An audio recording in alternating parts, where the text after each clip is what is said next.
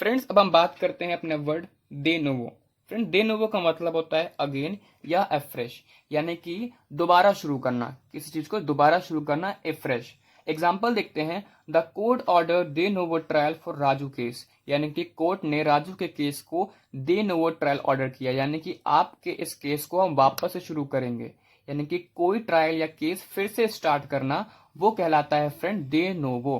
अब अपना 14th word जिसका नाम है एजुडम जेनेरिस।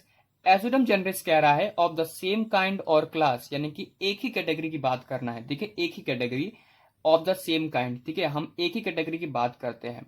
एग्जाम्पल देखते हैं friend, in a law that refer to car, truck, motorcycle and other vehicle will include only similar motor vehicles, not airplane और boat as per the rule of adjunct generis।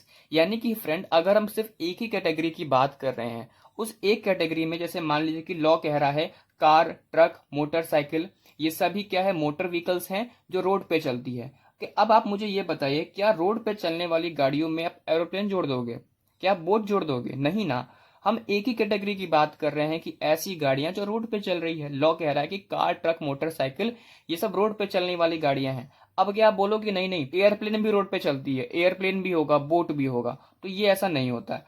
एजुडम generous का मतलब होता है किसी हम same kind या same classes के बारे में बात करें। 15 वर्ड है हमारा friends ex gratia. Ex gratia का मतलब होता है एज अ फेवर और आउट ऑफ ग्रेस। ठीक है, एज अ फेवर या आउट ऑफ ग्रेस, यानी कि फेवर के तौर पर, यानी कि out of kindness, not obligation. Example देखते हैं, the company gave ₹1 lakh to the accident victim families as an ex gratia payment even though it was not legally required, यानी कि कंपनी ने एक्सीडेंट विक्टिम की फैमिली को 1 लाख रुपए दिया एज अ एक्स ग्राटिया। मतलब ये हुआ फ्रेंड, कोई पेमेंट या हेल्प जो लीगल ड्यूटी के बिना दी जाए वो कहलाता है हमारा एक्स ग्राटिया। अब हम बात करते हैं हमारा 16 वर्ड जो है एक्स पोस्ट फैक्टो।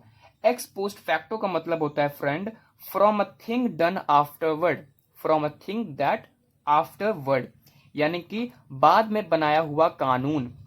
एग्जाम्पल देखिए, a law that criminalise an act after it was already been done is an ex post facto law. अगर एक लॉ बनाया जाए जो पहले की गई एक्ट को क्राइम बनाता है तो वो एक्स पोस्ट फैक्टो लॉ होगा, और यही होता है हमारा एक्स पोस्ट फैक्टो। 17 हमारा है एक्स पार्टे। एक्स पार्टे का मतलब होता है फ्रॉम वन साइड ओनली।